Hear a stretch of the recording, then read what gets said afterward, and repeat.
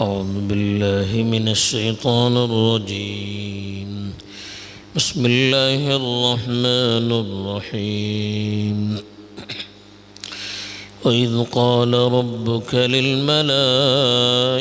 إني جاعل في الأرض خليفة قالوا أتجعل فيها من يفسد فيها ويسفك الدماء ونحن نسبح بحمدك ونقدس لك قال إني أعلم ما لا تعلمون. الحمد لله والصلاة والسلام على رسول الله من والاه أما بعد. اس سے پہلے جو آیات تلاوت کی گئی تھی اس میں انسانوں کو اللہ تعالیٰ نے ان کی پیدائش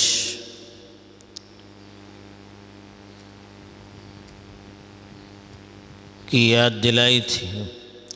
اور پھر ان کے لیے اللہ تعالیٰ نے اعزاز کے طور پر زمین کی ساری چیزیں مہیا کی، آسمان ان کے لیے بنایا، اپنے ان احسانات کا اللہ تعالیٰ نے ذکر کیا تھا۔ اب جو آیت تلاوت کی گئی ہے یہاں سے حضرت آدم علیہ السلام کی پیدائش کا اور اس وقت جو حالات فرشتوں کے ساتھ پیش آئے، ایک اعزاز اور احسان کے طور پر اللہ تعالیٰ تفصیل سے بیان کر رہے ہیں۔ چنانچہ ارشاد ہے وَإِذْ قَالَ رَبُّكَ لِلْمَلَائِكَةِ، اور اس وقت کو یاد کرو جب تمہارے پروردگار نے فرشتوں سے کہا تھا انی جاعل فی الارض خلیفہ، کہ بے شک میں زمین میں ایک نائب کو بنانے والا ہوں، ایک خلیفہ کو بنانے والا ہوں۔ قالوا، انہوں نے جواب دیا اتجعل فیہا، کیا آپ اس میں ایسے شخص کو پیدا کر رہے ہیں من یفسد فیہا، جو وہاں فتنہ و فساد پھیلائے گا، ویسفک الدماء، اور خون بہائے گا، وَنَحْنُ نُسَبِّحُ بِحَمْدِكَ وَنُقَدِّسُ لَكَ، ہم آپ کی تسبیح اور حمد و ثنا بیان کرتے ہیں اور آپ ہی کے لیے پاکیزگی بیان کرتے ہیں۔ قَالَ إِنِّي أَعْلَمُ مَا لَا تَعْلَمُونَ، جواب دیا کہ مجھے جو معلوم ہے وہ تمہیں معلوم نہیں ہے۔ اللہ تعالیٰ نے حضرت آدم علیہ السلام کو دنیا میں سب سے پہلے پیدا کیا۔ جتنے انسان پائے جاتے ہیں وہ سب آدم علیہ السلام کی اولاد ہیں۔ آدم علیہ السلام سب سے پہلے انسان جن کو اللہ تعالیٰ نے اپنے ہاتھوں سے پیدا کیا۔ خلقتہ بیدی، کہا میں نے اپنے ہاتھوں سے ان کو پیدا کیا۔ جب آدم علیہ السلام کے پیدا کرنے کا اللہ تعالیٰ نے فیصلہ کیا تو فرشتوں سے اللہ تعالیٰ نے مشورہ لیا کہ میں اپنا نائب جانشین اور ایسی مخلوق جو ایک دوسرے کا جانشین بننے والی ہے، جو نسل بعد نسل، ایک نسل کے بعد دوسری نسل زمین پر چلنے والی ہے، ایسی مخلوق کو میں پیدا کرنے والا ہوں، ان کو زمین پر بسانے والا ہوں۔ یہ فرشتوں سے اللہ تعالیٰ نے اس کا چرچا کیا، تذکرہ کیا۔ تو فرشتے چونکہ اللہ تعالیٰ کی پاکیزہ مخلوق ہیں، جو اللہ تعالیٰ کی عبادت ہی کے لیے پیدا کی گئی ہے، انہوں نے جواب دیا کہ اللہ آپ کی عبادت کرنی ہے، آپ کی حمد و ثنا کرنی ہے تو ہم ہیں، تو پھر دوسری مخلوق کی کیا ضرورت ہے؟ یہ مخلوق جس کو آپ پیدا کرنے والے ہیں، اس میں تو بہت سے لوگ وہ بھی ہوں گے جو زمین میں جائیں گے تو فتنہ و فساد مچائیں گے، لڑائی جھگڑے کریں گے، ایک دوسرے کا خون کریں گے، تو ہمارے ہوتے ہوئے پھر ضرورت کیا ہے؟ تو اللہ تعالیٰ نے جواب دیا کہ مجھے جو معلوم ہے، میں جس مقصد کے لیے پیدا کر رہا ہوں وہ آپ کو معلوم نہیں ہے۔ پھر تفصیل آگے اس کی بیان کی۔ تو یہ قصہ اللہ تعالیٰ نے اس کی طرف اشارہ کیا ہے۔ چنانچہ اللہ تعالیٰ فرماتے ہیں وَإِذْ قَالَ رَبُّكَ، رب کا مطلب پیدا کرنے والے، پرورش کرنے والے۔ یہ اللہ تعالیٰ احسان کے طور پر یاد دلا رہے ہیں کہ جب آپ کے پروردگار نے فرشتوں سے کہا، ملائکہ کہتے ہیں فرشتوں کو جو اللہ کی نافرمانی نہیں کرتے ہیں،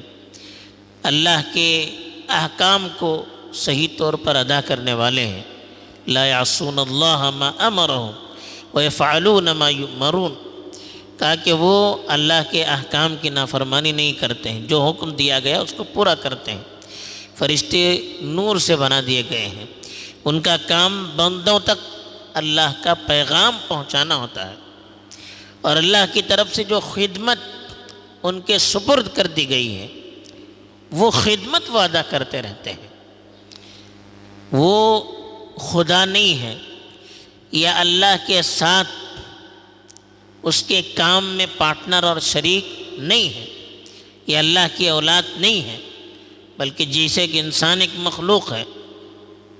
جانور ایک مخلوق ہے، درخت ایک مخلوق ہے، پرندے ایک مخلوق ہیں، پہاڑ ایک مخلوق ہیں، فرشتے بھی اللہ کی مخلوق ہیں۔ مخلوق اس کو کہتے ہیں جن کو اللہ نے پیدا کیا ہے۔ تو جیسے ہمیں اللہ نے پیدا کیا ویسے فرشتوں کو بھی اللہ نے پیدا کیا۔ انسان اور فرشتوں میں فرق یہ ہے کہ انسان کو اللہ نے مٹی سے بنایا ہے، اور انسان کے اندر اللہ نے اچھا کام کرنے اور برے کام کرنے دونوں کی صلاحیت رکھی ہے۔ انسان کے دل میں اللہ نے خواہشات رکھی ہیں، اس کا اپنا نفس بھی ہوتا ہے، اور فرشتوں کو اللہ نے نور سے پیدا کیا ہے۔ ان کے اندر گناہ کرنے کی صلاحیت نہیں ہے، ان کے اندر غلط خواہشات نہیں ہے، ان کے اندر صرف اللہ کی حمد و ثنا بیان کرنا، تسبیح کرنا، یہی ان کا کام ہے، یہی ان کی غذا ہے۔ تو اللہ تعالیٰ نے فرشتوں سے مشورہ کیا، اللہ کو مشورہ کرنے کی کوئی ضرورت نہیں ہے، انسان کو بتلانے کے لیے اللہ نے مشورہ کیا کہ جو بھی کام کرنا ہے وہ مشورے سے کرنا چاہیے، ورنہ اللہ کو مشورہ کرنے کی کیا ضرورت ہے؟ اللہ کو تو اپنا کام کرنا تھا، اس کو تو اپنا فیصلہ کرنا ہے، لیکن اللہ تعالیٰ انسانوں کو یہ بتلانا چاہتے ہیں کہ اللہ تعالیٰ جب انسان کو پیدا کر رہے تھے تو انہوں نے فرشتوں سے مشورہ کیا تھا، ان کے سامنے یہ چیز رکھی تھی، یہ منصوبہ، یہ پلان رکھا تھا کہ ایک مخلوق کو میں پیدا کرنے والا ہوں۔ تو ملائکہ فرشتوں کو کہتے ہیں، ان کے سامنے اللہ نے کہا انی جاعل فی الارض خلیفہ، جاعل کے معنی بنانے والا ہوں، فی الارض کے معنی زمین میں، خلیفہ کے معنی جانشین، نائب۔ خلیفہ اس کو کہتے ہیں جو کسی کی طرف سے اس کی ذمہ داری پورا کرتا ہے۔ کوئی بادشاہ ہے، اب وہ بادشاہ نہیں ہے، اس کے بعد جو اس کا جانشین بنتا ہے، جو آتا ہے نائب بن کر اور اس کا کام کرتا ہے، وہ خلیفہ کہتے ہیں۔ اللہ کے رسول صلی اللہ علیہ وسلم کے بعد ان کی جگہ پر حضرت ابوبکر نے ذمہ داری سنبھالی، اور جو ملت کو سنبھالنے کا کام تھا، ان کو متحد کرنے کا کام تھا، دینی مشن کو آگے بڑھانا تھا، وہ حضرت ابوبکر نے کیا۔ تو اس کو خلیفہ کہتے جو بعد میں آنے والا ہو اور ذمہ داری کو پورا کرنے والا ہو۔ تو اللہ نے بھی یہی کہا کہ میں ایسی مخلوق کو پیدا کرنا چاہتا ہوں جو ایک تو زمین میں میرے احکام کو نافذ کرے گی، میری شریعت کو زمین پر قائم کرے گی، اس کو نافذ کرے گی، لوگوں کے درمیان آپس میں فیصلہ کرے گی، لوگوں کے درمیان دین کے پیغام کو عام کرے گی، ایسی مخلوق کو پیدا کرنے والا ہوں، اور جو ایک کے بعد دوسرے کی جانشین بنتی چلی جائے گی۔ ایک مخلوق آئی، اب ان کے بعد دوسری جگہ اس کی جگہ پر آئے گی، تیسری اس کی جگہ پر آئے گی، اس طرح سے یہ سلسلہ چلتا رہے گا۔ ایسی مخلوق کو میں پیدا کرنے والا ہوں۔ یہ فرشتوں کے سامنے اپنا پلان اللہ نے رکھا۔ اب فرشتوں چونکہ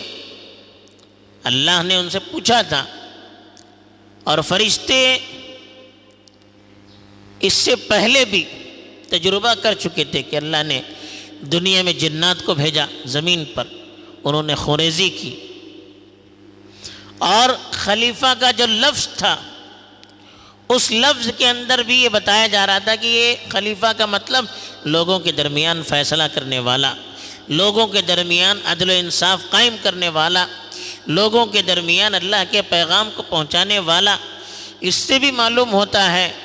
کہ دنیا میں جو مخلوق آنے والی ہے اس میں سے کچھ لوگ وہ بھی ہوں گے جو اللہ کے حکم کی نافرمانی بھی کریں گے، جو لڑائی جھگڑے بھی کریں گے، اس لیے ان کا فیصلہ کرنے والا اللہ تعالیٰ نے بھیجا، اللہ تعالیٰ اس کو بھیجنے والے ہیں۔ تو خلیفہ کے لفظ سے بھی انہوں نے سمجھ لیا کہ یہ مخلوق جو آنے والی ہے اس میں اچھے لوگ بھی ہوں گے، برے لوگ بھی ہوں گے۔ ایسے ہی انسان کا جو میٹیریل بنا تھا، جس چیز سے انسان کو بنایا جا رہا تھا، وہ چیز ان کے سامنے کی چیز تھی، ان کو ان کی خصوصیات کا پتہ تھا کہ ان کے اندر کیا کیا چیزیں ہیں۔ اس میٹیریل کو دیکھ کر بھی انہوں نے سمجھا کہ اس سے جو مخلوق بنے گی وہ آگے جا کر اس میں لڑائی جھگڑے کرنے والے بھی ملیں گے، اللہ کی نافرمانی کرنے والے بھی پیدا ہوں گے۔ تو اس لیے اللہ سے کہا، اور فرشتے سمجھتے تھے کہ ان کے نزدیک اللہ کی اطاعت کا مطلب صرف عبادت کرنا ہے، اور اللہ کا مقصد یہ تھا کہ انسان اللہ کی حمد و ثنا بھی بیان کرے اور دنیا میں اللہ کے احکام کو بھی نافذ کرے۔ اور اللہ کے احکام کو نافذ کرنا ہے تو اچھے لوگوں کے ساتھ برے لوگوں کی بھی ضرورت ہوتی ہے، ورنہ غلط کام کرنے والے کو کیا سزا ملنے والی ہے، اچھے کام کرنے والے کو کیا انعام ملنے والا ہے، اس کی وضاحت بھی نہیں ہو پاتی، اور اچھائی کا فائدہ کیا ہے، برائی کا نقصان کیا ہے، اس کی بھی وضاحت اور تفصیل لوگوں کے سامنے آ نہیں سکتی تھی۔ تو جب اللہ تعالیٰ دونوں طرح کی مخلوق پیدا کریں گے تو دونوں طرح کے احکام کو اللہ نافذ کریں گے، دونوں طرح کی مخلوق کو دیکھ کر اچھائی اور برائی کے درمیان فرق کرنے کی صلاحیت بھی پیدا ہو جائے گی۔ اس لیے اللہ تعالیٰ ایسی مخلوق پیدا کرنا چاہتا تھا جس کے اندر دونوں صلاحیت تھی۔ لیکن فرشتے چونکہ صرف عبادت کرنے والے، تسبیح کرنے والے، اللہ کی اطاعت کرنے والے تھے، انہوں نے سمجھا کہ یہی اصل مشن ہے، تو اس لیے انہوں نے کہا کہ اگر تسبیح تحمیدی کرنا ہے تو ہم مخلوق اللہ کی موجود ہے، اس لیے پھر دوسری مخلوق کی ضرورت کیا ہے۔ اللہ کے فیصلے پر اعتراض کرنا نہیں تھا، بلکہ اللہ اس مخلوق کو پیدا کرنے کے پیچھے کیا حکمت پوشیدہ رکھے ہوئے ہیں، اس حکمت کو وہ جاننا چاہتے تھے۔ اس لیے اللہ کے سامنے انہوں نے اپنی بات رکھی اور کہا کہ قالوا، انہوں نے پوچھا، اتجعل، کیا آپ ایسی مخلوق کو فیہا مانے زمین میں، تجعل میں بنا رہے ہیں، من جو یفسد فتنہ و فساد مچانے والا، یسفک خوریزی کرنے والا، دماء خون، کہا اس میں ایسی مخلوق کو آپ بنانے والے ہیں، من یفسد فیہا، جو اس میں فتنہ اور فساد مچائے گی، شریعت کے خلاف ورزی کرے گی، آپ کے خلاف بغاوت کرے گی، ویسفک الدماء، اور خوریزی کرے گی، ونحن، ہم، نسبح، آپ کی تسبیح کرتے ہیں، بحمدک، آپ کی تحمید کرتے ہیں، ونقدس، اور آپ کی پاکیزگی بیان کرتے ہیں، لک، آپ کے لیے، ہم آپ کی حمد و ثنا کرتے ہیں، تسبیح کرتے ہیں۔ سبح یسبح کا مطلب تسبیح کرنا، اللہ کے بے عیب ہونے کو بیان کرنا، حمید کا مطلب تعریف کرنا، شکر کرنا، پیچھے آ چکا ہے، اور قدس یقدس کے معنی پاکیزہ قرار دینا، اللہ کی ذات کو ہر چیز سے پاک قرار دینا، اور اپنے آپ کو بھی اللہ کے سامنے پاک بنا کر پیش کرنا، تاکہ ہم آپ کی تسبیح کرتے ہیں، آپ کی حمد کرتے ہیں، آپ کی عظمت کو بیان کرتے ہیں اور اپنے آپ کو پاک اور صاف کر کے آپ کے سامنے پیش کرتے ہیں، تو ہم یہ کام کرتے ہیں، پھر اس مخلوق کی ضرورت کیا ہے؟ تو اللہ نے جواب دیا انی اعلم، انی میں، اعلم میں جانتا ہوں، ما جو لا نہیں تعلمون تم جانتے ہو، جو میں جانتا ہوں وہ تم نہیں جانتے۔ یعنی اس انسان کو دنیا میں بھیج کر کیا مقصد مجھے حاصل کرنا ہے، ان کے دنیا میں بھیجنے کا مقصد کیا ہے، وہ دنیا میں کیا کام کریں گے، یہ مجھے پتہ ہے، آپ کو پتہ نہیں ہے۔ تو اس لیے اللہ تعالیٰ نے کہا کہ میرا جو مقصد ہے وہ آپ کو معلوم نہیں ہے۔ جب پورا مقصد سامنے آ جائے گا تب آپ کو معلوم ہوگا کہ اس انسان کو دنیا میں بھیجنے کا فائدہ کیا ہے، اور اس انسان اور آپ کے درمیان فرق کیا ہے۔ یہ ساری چیزیں آپ کے سامنے واضح ہو جائے گی، جس کی تفصیل آگے آ رہی ہے۔ اللہ تعالیٰ توفیق دے، آمین، وآخر دعوانا۔